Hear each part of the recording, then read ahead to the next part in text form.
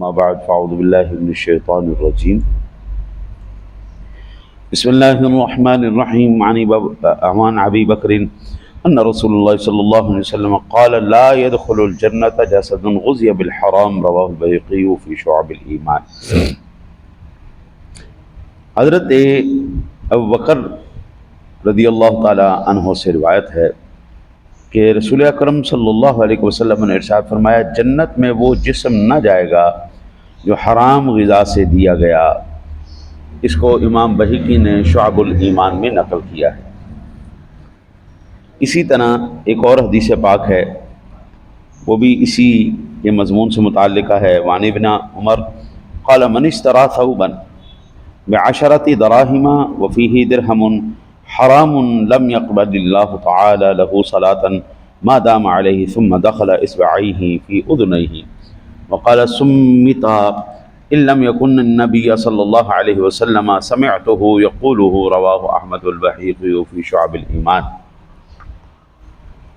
حضرت ابن عمر رضی اللہ تعالیٰ عنہ فرماتے ہیں کہ جو کوئی کپڑا 10 درہم سے خریدے، ان میں 1 درہم حرام کا ہو، تو جب تک وہ کپڑا اس پر رہے گا، اس کی اللہ تعالیٰ نہ کوئی نماز قبول کرے گا نہ کوئی اور عمل۔ پھر میں نے اپنے کانوں میں انگلیاں ڈالی اور فرمایا یہ بہرے ہو جائیں اگر میں نے نبی اکرم صلی اللہ علیہ وسلم کو یہ فرماتے ہوئے نہیں سنا۔ حضرت سادہ سی بات ہے، دودھ کی بالٹی میں ضروری نہیں ہوتا بندہ پورا کھڑا ہو کے پیشاب کرے تو پھر بھی وہ دودھ کی بالٹی خراب ہوگی، اس میں تھوڑا سا بھی پیشاب چلا جائے وہ خراب ہو جائے گی، اب وہ پینے کے قابل نہیں رہی۔ حرام زیادہ ہو یا تھوڑا ہو، حلال میں جب مکس ہوگا حلال کو بھی خراب کر دے گا۔ اب یہ دیکھیں حدیث پاک میرے سامنے ہے کہ 10 درہم حلال کے تھے، 1 حرام کا تھا، بیڑا گرد کر دی اس نے حلال کر۔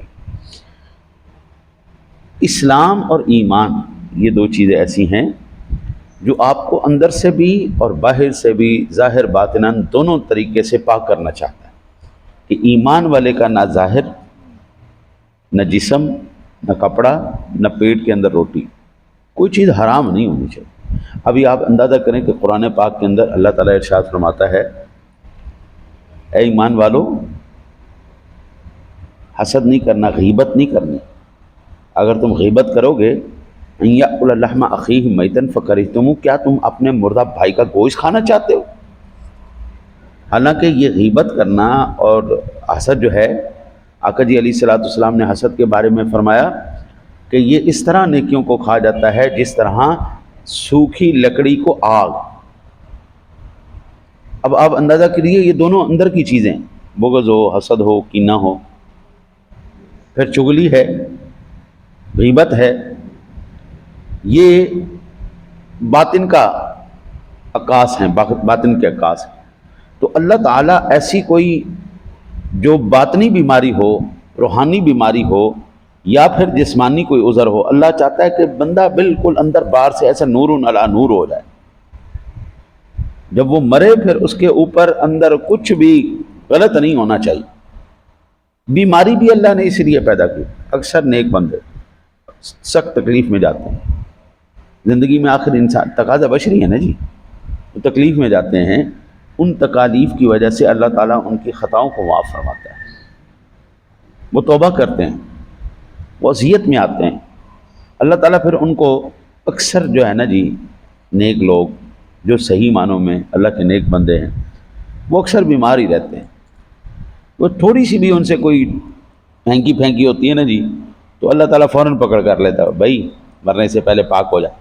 اور جتنے بھی بدمعاش لوگ، غاصب لوگ، قبضہ گروپ، یہ بالکل فٹ رہتے ہیں، اور تیری خیر ہو جائے، ظاہراً ان کو کوئی بیماری نظر نہیں آتی، لیکن جب یہ مرتے ہیں، اوئے ہوئے ہوئے ہوئے، اللہ کتنی عبرتناک موت دیتا ہے، الامان الفیظ۔ ٹھیک ہے جی۔ اب یہاں پر اس حدیث پاک میں جو پہلے میں نے عرض کیا، آقا جی نے فرمایا وہ جسم جنت میں نہیں دیا گیا جو حرام غذا سے پلا ہو، یعنی کھانا پینا اور نہ بچھونا، یہ سارا کچھ حرام ہو اس کا۔ ٹھیک ہے نا جی۔ اب ایک بات یہاں پر ان دونوں حدیث سے نا میں آپ کو ایک نتیجہ عرض کر دوں. پہلے کوئی بھی مسلمان ہے، ایمان کی ایسی دولت ہے، وہ جتنا مرضی گناہ گار ہو بس ایمان نہ چھوڑے. گناہ گار جتنا مرضی ہو، وہ تمام کے تمام مسلمان ابتدائی مرحلے میں تو جنت میں نہیں جائیں گے، قبر والے معاملے میں جنت میں نہیں، قبر میں عذاب میں رہیں گے. لیکن حشر والے دن جب اللہ تعالیٰ حساب و کتاب کرے گا، وہ جو حرام خوری کر رہا تھا، جو باقی گناہ کر رہا، زنا کر رہا تھا، چوری کر رہا تھا، سارے معاملے، وہ پہلے جائیں گے جہنم میں، وہاں پر سزا اپنی بھگتیں گے. پھر آخر کار اللہ تعالیٰ جنت میں ان کو بھیجے گا، لیکن بشرطے ایمان والا ہو. بشرطے ایمان، جتنا بھی گناہ گار ہوگا آخر کار وہ اپنی سزا بھگت کے جنت میں جائے گا. لیکن اللہ چاہتا ہے یہ جہنم میں جائے کیوں؟ اللہ یہ چاہتا ہے عذاب قبر میں پڑے کیوں؟ لہذا حلال کھاؤ، لہذا پاکیزہ پہنو، پاکیزہ کھاؤ، اندر باہر سے پاک رہو. جب اندر باہر سے پاک رہو گے، سیدھی انٹری ادھر سے. آقا جی علیہ السلام نے فرمایا یہ جو فرض نماز ہم پڑھتے ہیں نا، فرض نماز، اس کے بعد ہم اللہ کا ذکر کرتے ہیں اور آیت الکرسی پڑھتے ہیں، لازمی آیت الکرسی پڑھا کیجئے. آقا جی نے فرمایا جو بندہ ہر فرض نماز کے بعد آیت الکرسی پڑھتا ہے، اس کے اور جنت کے درمیان صرف اور صرف موت کا فاصلہ ہے. یعنی ادھر سے آنکھیں بند ہوئی، ادھر سے جنت میں. اب یہ چاہتے ہیں اللہ اور اس کے رسول کہ بندہ مومن مرے فوراً جنت کے معاملات اس کے ساتھ شروع ہو جائے. یہ نہ ہو کہ پہلے تو قیامت تک عذاب قبر میں پھنسا رہے، پھر اس کے بعد کل حشر والے دن اس کو جہنم میں پھینکا جائے، وہ اپنی ساری گناہوں کی، سارے جناب نافرمانیوں کی سزا پہلے بھگتے، پھر بعد میں اینڈ میں جنت جاتا. پھر اب گناہ کی نحوست یہ ہوتی ہے کہ وہ بندے کو اس سے بھی محروم کر دیتی ہے، ایمان سے بھی محروم کر دیتی ہے. کیونکہ ظاہری بات ہے آپ گالم گلوچ کریں گے نا جی. ابھی میں آپ کو بتاؤں، یہ ایک بڑا خطرناک قسم کا ایک مجھے فتویٰ پوچھا گیا ہے اس میں رمضان شریف کے اختتام میں، آخری عشرے میں. وہ فتویٰ کیا تھا کہ لوگوں نے نا، کافی سارے لوگوں نے ویڈیو بنانا شروع کر دی کہ دو لڑکے ایسے کھڑے ہوئے ہیں اور ایک چور آتا ہے، وہ ویڈیو بنا رہے ہیں نا جی، چور آتا ہے، وہ اس کے ہاتھ سے نا جی فون کھینچ کے دوڑ جاتا ہے. وہ جس کے ہاتھ سے فون کھینچتے ہیں وہ اس کو کہتا ہے تیری ماں دی، گالی نکالنا چاہتا ہے. وہ دوسرا کھڑا اس کے سر پہ ٹوپی دے دیتا ہے، وہ تیری ماں دی کو بنا دیتا ہے مالک یوم الدین، تیری ماں دی مالک یوم الدین.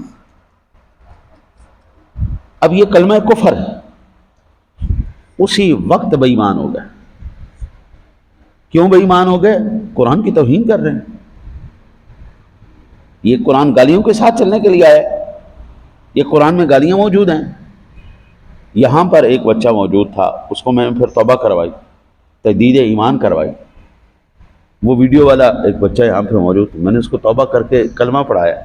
وہ خدا کے بندے خوف خدا کرو یار، اسلام کو، دین کو، قرآن کو، نبی کے فرمان کو چھوڑ دو یار. اب یہ اتنی خطرناک بات ہے نافرمانی میں. یہ وہ میں ان لوگوں کی بات کر رہا ہوں جو حرام کھا رہے ہیں، سود کر رہے ہیں یا ایسے گناہ کر رہے ہیں، لیکن ایمان ان کا سلامت ہے، انہوں نے ایمان کے معاملے میں کوئی گڑبڑ نہیں ہونے دی، وہ جنت میں جائیں گے. اور اگر اس طرح کا کفر کر لیا، توہین قرآن کر دی، تو پھر وہ میرے بابو ایمان تو کیا پلے کچھ بھی نہیں رہنا، پھر وہ سیدھا جہنمی ہو چکے ہیں. بس دعا کرو اللہ تعالیٰ اپنے محبوب کا صدقہ ہمارا ایمان سلامت رکھے. اللہم صلی